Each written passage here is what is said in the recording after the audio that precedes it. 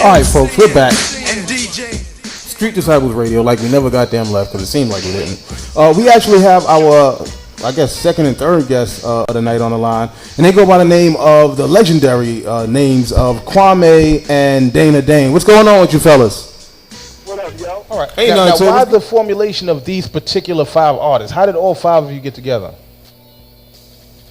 Well, I guess it was a long time coming because Chubb Rock and I have been talking for some years now in regards to just putting a lineup of like-minded artists like Kwame, and we'd approached some other artists and Special Ed and Dredge and Raw Bass and some other artists like that about going on the road together, and just performing, as a lineup, individual shows. But as the years went on and those things didn't happen, we found ourselves having the same conversation again. And it just seemed like it was the right time, to reach out to the same parties again, minus Raw Bass and Dredge, because, they were just doing their own thing at the time. And we reached out to Special Ed and then reached out to Kwame. And instead of just doing a tour where we had a lineup of classic hip-hop artists, we decided let's put it together in one show, just give a total hip-hop experience, a total hip-hop package. And when we spoke to Kwame, he's like, hey, we need to have the female part of this as well. I can get in touch with Moni Love. I think she'd be perfect for this. And we all agreed, and we called Moni Love, and she loved the idea as well. So now we're not only just, doing shows, but we're also doing lecture dates and really rebranding ourselves, not just individually, but as a group. Listen, I find it all to be beautiful, man. I find it all to be beautiful. I do have one, I guess it's a suggestion. I don't know if you guys have thought about doing anything like this, but are you thinking about turning this experience into a documentary of any sorts? Because it should be documented somehow. We film everything. You film everything. Every step of the way we've been filming. So I can expect another 3-4 years from now, you guys will be talking about some documentary or some mini series or something else coming out. Not even 3 or 4 years. Like what we do, like what we're doing is every month we drop another, I guess what you call a webisode. So if a webisode, correct. YouTube right now, you could put the alumni in. Say you could put the alumni episode 0. That's the first thing, and then you go from episode 0 all the way up. We're on episode 3 now. 4 and 5 are being edited as we speak. But those webisodes, those 5-minute shorts that we put out, are just glimpses into a bigger picture. Whether that bigger picture is a documentary or a reality-based situation is too early to tell. Right. But there are definitely video components to what we're doing and the steps that it takes, because it's not necessarily an easy thing all the time. There's always glitches. There's always situations that happen, because you think about it, these are 5 solo individuals that have been collectively been rocking for the last 25 years. So it's like we've been doing our own thing for 25 years. So it's like coming together. There's always, there's definitely challenges to it, but at the end of the day, we've known each other for that long, and a lot of people can't even say that they have friends that long. So it was the perfect thing to document all of it. Right. And I mean, you guys, listen, you're at the right age to do it. And the reason why I say that is if you were any younger, you probably would have choked each other out if you was on goddamn tour long enough. Well, that's just the way. Like Dana, Dana is like our grandpa, so, he keeps us all in line and everything. So everything works out real well. Right. Now, do y'all have a certain, group or age group that y'all are targeting or, specifically want to get out to? Well, Dana does the retirement home set. Oh, man, Dana, you gonna let him do you like that, man?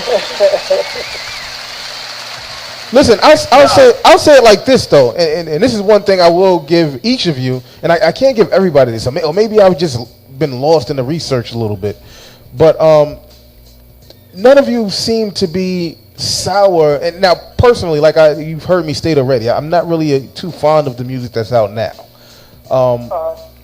But none of you seem to be sour at the modern day hip hop artists or the state of hip hop, or at least not vocalizing it as much as other old school artists. You know what it is? Well, it's twofold. One, when we first came, like I know for me, when I first came out, the generation before my generation that probably thought breaking up the music that I was doing or Ed was doing or you breaking up, Kwame. Yeah, Kwame, we losing you. I'm not sure, where you at, my nigga. It sound like you're swimming somewhere, but we're starting to lose you a little bit. Yeah, here we go. Yeah, don't go back into the fishbowl. Yeah, stay out of the fishbowl, my dude. I sit on one part of my couch. Yeah, that's because you have Boost Mobile, Kwame. You have to get like a company like Verizon or something like that. Boost. Oh, that's even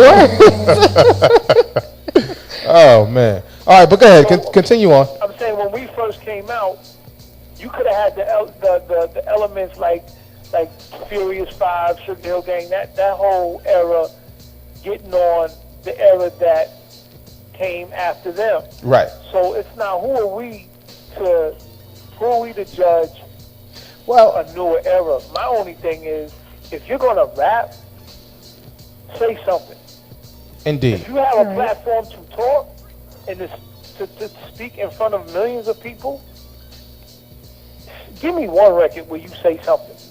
Right. That's my only thing. That's my only, and even as a producer, when I produce cats, I choose to say, like, if we're gonna do a record together, or we're gonna do several records together, give me something that tells me who you are.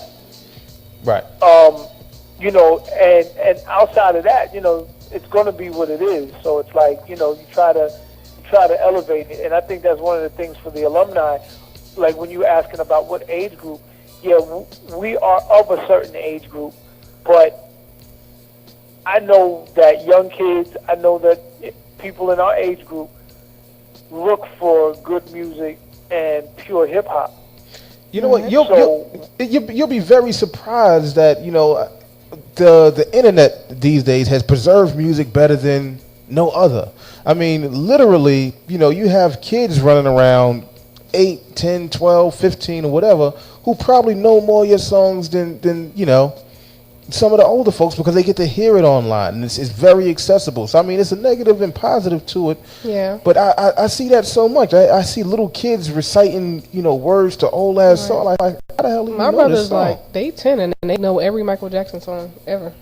Right. So. Well, Michael Jackson, that's yeah. But you know about what I guess now the parents are listening to, because that's how it happened for me, that I would know all the R&B and the soul and the jazz and the funk, because my mom used to listen to that stuff. And just like with my son, young Dane, he knows a lot of the classic hip-hop artists, not as many as I would like him to know, but he knows a lot of them. And it's from, sitting in the back seat and listening to me playing my music, and he came up and his favorite artist was Busta Rhymes and Slick Rick, and Nas is still his favorite artist because, at the time, and, when he was younger, that's what you played. At 3 years old or 4 years old, Nas was on fire, and I'm listening to Illmatic and,